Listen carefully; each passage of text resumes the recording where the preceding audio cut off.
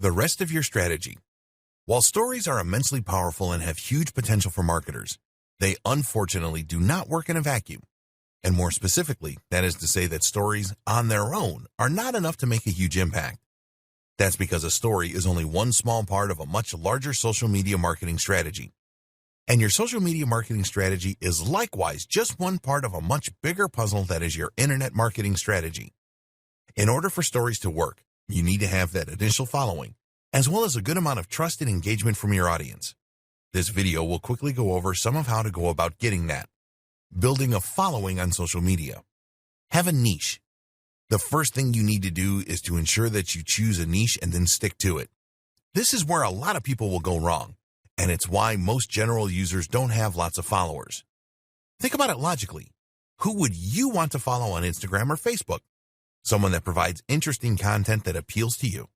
If that content is completely random, then you'll find there is no reason to keep coming back. Follow most people, though, and you'll get pictures of their holidays, of their partners, of their pets, and of them doing selfies in the mirror. Unless you know that person, this isn't going to be of much interest to anyone, so choose a topic and stick to it if you want to get followers. Your business is likely to define this topic, so the next challenge is to find a way to take the industry you work in and make that into something interesting and ideally somewhat visual so that you can really sell it from your account. This is where many businesses struggle. If you are a travel writer, then coming up with a great theme for your Instagram account will seem easy. But if you happen to run a business that provides legal consulting, how do you turn that into something people want to follow? The answer is to think about the lifestyle and about the value proposition. In other words, what is it that you are helping people to achieve? As a legal consultant, that will depend on your clientele. If you are marketing to businesses, then that might mean helping people to achieve their dreams and find success. If you are marketing to families, then it might mean helping them to achieve security financially. This then can provide the tone and topic for your photos. Are these images of people doing business, of tips for small companies, or are they images of families and activities for families?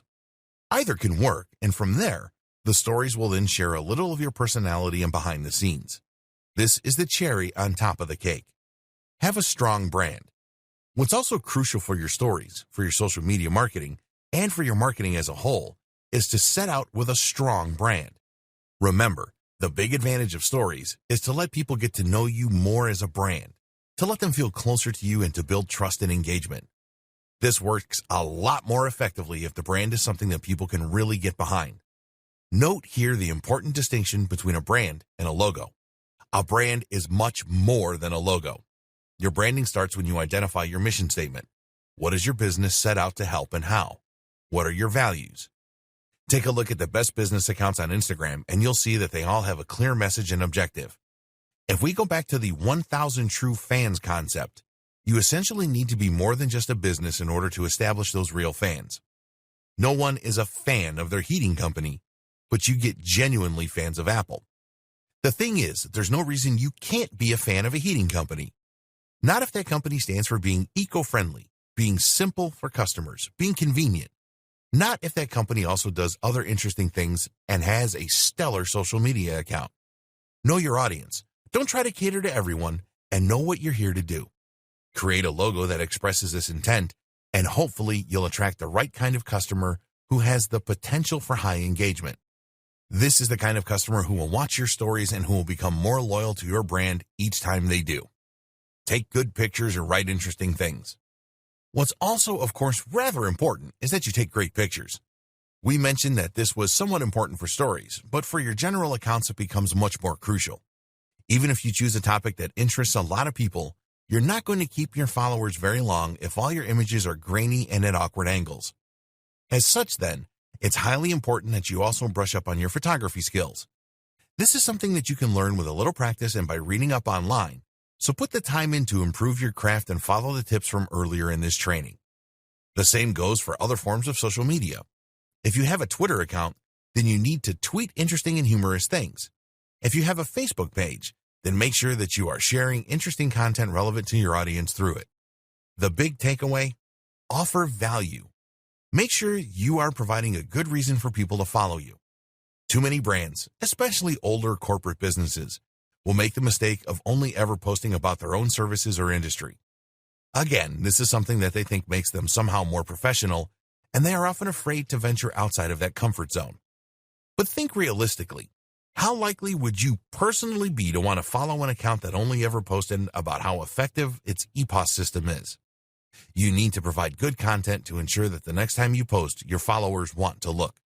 And remember, engagement is more important than followers. Be active and consistent. Of course, people are also going to stop following you pretty quickly if you never post, so you also need to make sure that you use the site often if you want to gather some momentum. And better yet, be active in liking other people's photos and posts too, and commenting. That way, people will come to see who like their pictures and you'll bring in lots of new visitors.